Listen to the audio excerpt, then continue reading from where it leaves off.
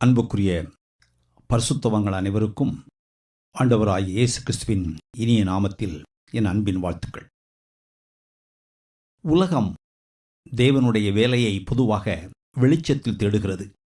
பெரிய மேடைகள், பெரிய பெயர்கள், பெரிய குரல்கள், பெரிய நகரங்கள், பெரிய கூட்டங்கள், இங்குதான் தேவன் செயல்படுகிறாரோ என்று மனிதன் நினைக்கிறான்.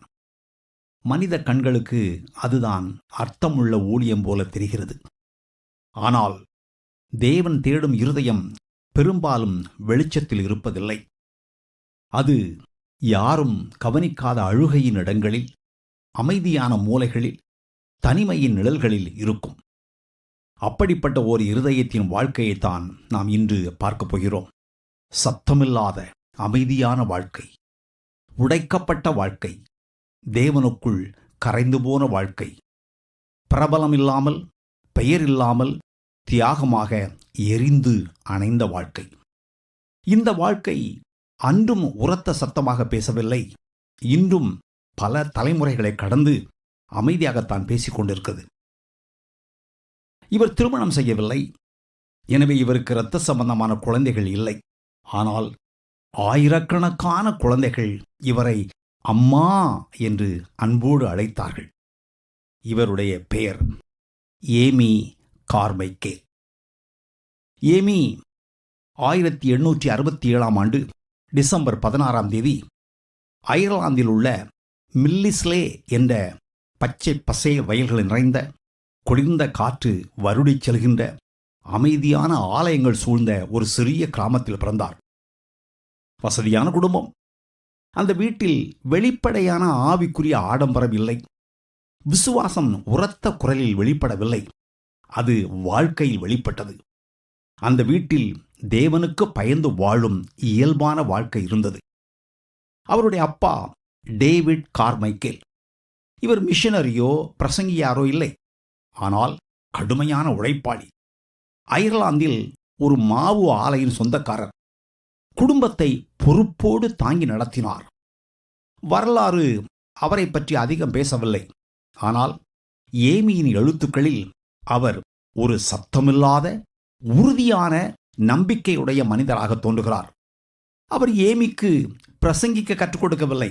ஆனால் நீ பேசாவிட்டாலும் நீ வாழ்கிற வாழ்க்கை பேசும் என்ற ஒரு மௌன பாடம் கற்றுக் கொடுத்தார். இவருடைய அம்மா கேத்ரின் ஜேன் கார்மைக்கேல் அமைதியானவர், ஆனால் உள்ளத்தில் இரும்பு போல் உறுதியானவர். மொத்தம் 7 பிள்ளைகள். ஏமிதான் மூத்தவர். அதனால் சிறுவயதிலேயே பொறுப்பை சுமக்க கற்றுக்கொண்டார். அவரிடம் தன்னை பற்றிய எண்ணத்தை விட பிறரை பற்றிய எண்ணம் மேலோங்கி நின்றது. அந்த வீட்டில் ஒரு எதிர்கால அம்மா மெதுவாக உருவாகிக் கொண்டிருந்தார் என்று அப்போது யாருக்கும் தெரியாது. ஏமிக்கு அப்போது 10 வயது இருக்கும். குழந்தைத்தன்மை இன்னும் முழுவதும் விலகாத வயது. ஆனால் இழப்பின் வலியை ஆழமாக உணரக்கூடிய வயது.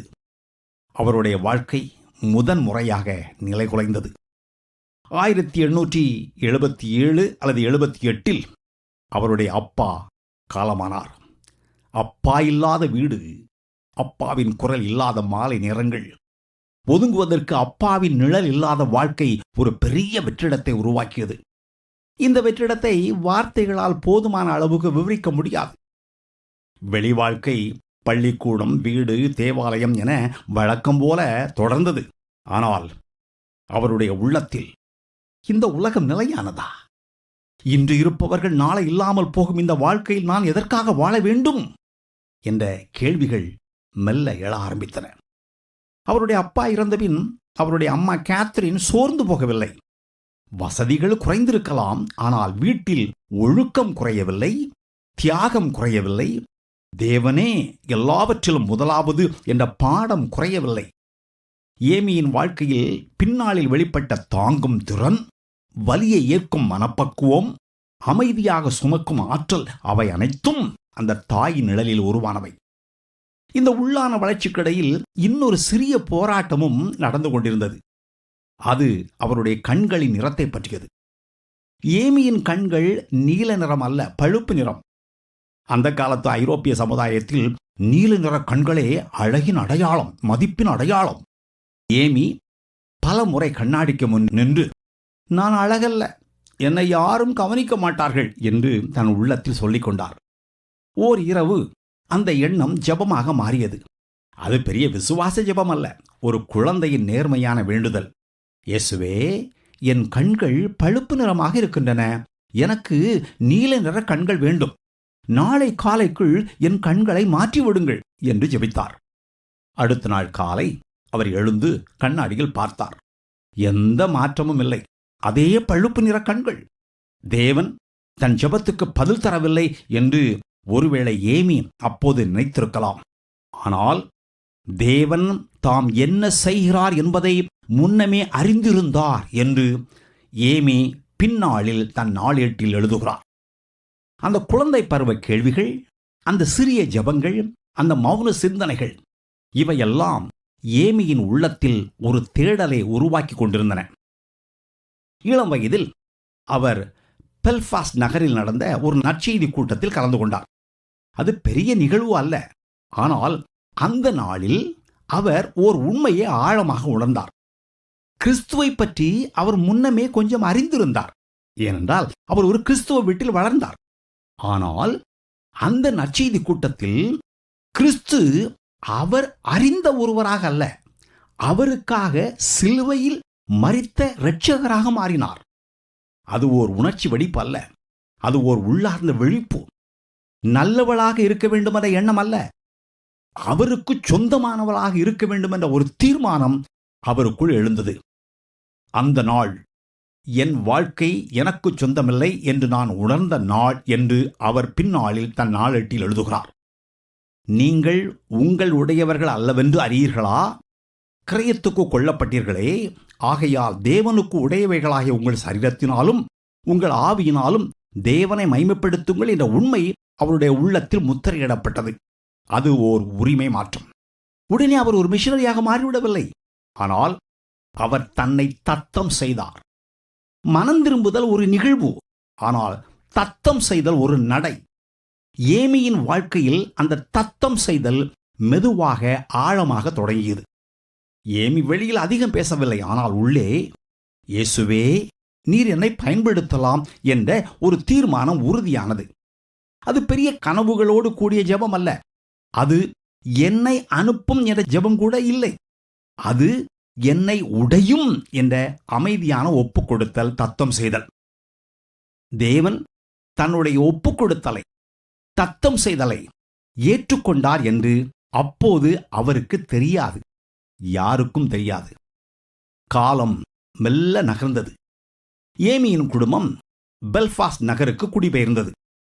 அங்கே அவர் கண்ட உலகம் மில்லிஸ்லேவின் அமைதியான உலகம் அல்ல. அது தொழிற்சாலைகளின் நகரம்.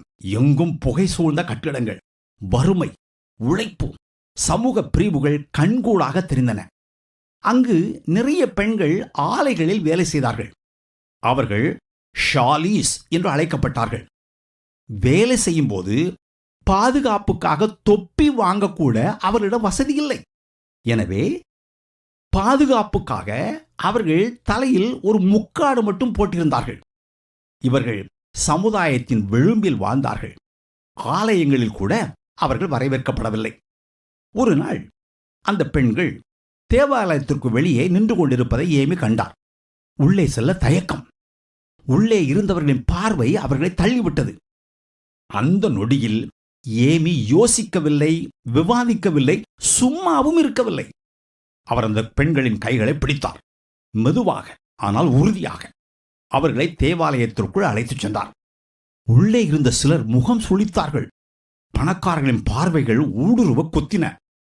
அன்று அவர் சொன்ன வார்த்தைகள் அவருடைய வாழ்க்கை எந்த திசையில் செல்லப் போகிறது என்பதை வெளிப்படுத்தின. இவர்களும் தேவனுடைய பிள்ளைகள்தான். இவர்களுக்கு இங்கே இடமில்லை என்றால் எனக்கும் இங்கே இடமில்லை. அது ஒரு சமூக கருத்து அல்ல, அது ஒரு தீர்மானம். அந்த நொடியில் ஏமி ஒரு சுவரை தாண்டவில்லை, ஒரு சுவரை உடைத்தார். அது அவர் முதன்முறை சிலுவையை தொட்ட தருணம். தேவன் ஒருவரை பயன்படுத்த விரும்பினால் முதலில் அவரை உடைக்கிறார், பிறகு அவரை உருவாக்குகிறார். ஏமி அந்த உடைபடும் பாதையில் மெதுவாக நுழைந்தார். அவருடைய வாழ்க்கை இன்னும் மிஷனரி வாழ்க்கையாக மாறவில்லை. ஆனால் அந்த விதை விதைக்கப்பட்டு விட்டது. அந்த விதை ஒரு நாள் ஒரு மண்ணில் விழும். ஆனால் அதற்கு முன் தேவன் இந்த இருதயத்தை அமைதியாக வடிவமைத்துக் கொண்டிருந்தார். வெளியே பார்வைக்கு எல்லாம் நன்றாக இருந்தது. வீட்டில் பொறுப்பான மகள், தேவாலயத்தில் பணிவிடை செய்கிற இளம்பெண், சமூகத்தில் மரியாதைக்குரியவர். ஆனால் இந்த அமைதியின் நடுவில் அவருடைய உள்ளத்தில் ஒரு குரல் ஒலித்துக் கொண்டே இருந்தது. நீ இங்கே இருக்க வேண்டுமா? இந்த வாழ்க்கை உனக்கு போதுமா? நீ பாதுகாப்பாக இருக்க விரும்புகிறாயா அல்லது கீழ்ப்படிய விரும்புகிறாயா? இது உரத்த சத்தமாகவோ கட்டளையாகவோ வரவில்லை. ஆனால் அதை அவரால் தவிர்க்கவும் முடியவில்லை. அது விரட்டவில்லை, ஆனால் ஊடுருவியது. இந்த கேள்விகள் ஒரே நாளில் எழவில்லை. பல வருடங்களாக வளர்ந்தவை. ஜெபத்தின் இடைவெளிகளில், இரவுகளின் அமைதியில், கண்ணீரின் நடுவில். அவருடைய உள்ளத்தில் இரண்டு உலகங்கள் மோதின. ஒரு பக்கம் வீடு, அம்மா, உடன்பிறப்புகள், தெரிந்த வாழ்க்கை, பாதுகாப்பு. மற்றொரு பக்கம் பெயரில்லாத, முகமில்லாத, ஆனால் வலிமையான ஒரு அழைப்பு. அந்த அழைப்புக்கு இன்னும் பெயர் இல்லை, ஆனால் அது உண்மையானது. அது அவரை தள்ளவில்லை, ஆனால் அது அவரை விடவில்லை. அந்த உள்ளார்ந்த போராட்டம் பல வருடங்கள் வளர்ந்தது. ஒரு நாள் அது தெளிவான தருணமாக மாறியது. 1887 ஒரு மிஷனரி கூட்டம். அந்த கூட்டத்தில் பலர் பேசினார்கள். பல வார்த்தைகள் ஒலித்தன. ஆனால் ஏமிக்கு ஒரு வார்த்தை மட்டும் தெளிவானது. அது மேடையிலிருந்து வரவில்லை. அது அவருடைய காதுகளில் விழவில்லை. அது அவருடைய இருதயத்தில் விழுந்தது. அந்த வார்த்தை, கோ ஈ, நீ போ. அது கட்டளையாக வரவில்லை. அது ஒரு சத்தமாக வரவில்லை. ஆனால் அந்த நொடியில் அதை அவரால் புறக்கணிக்க முடியவில்லை. கோ ஈ, நீ போ.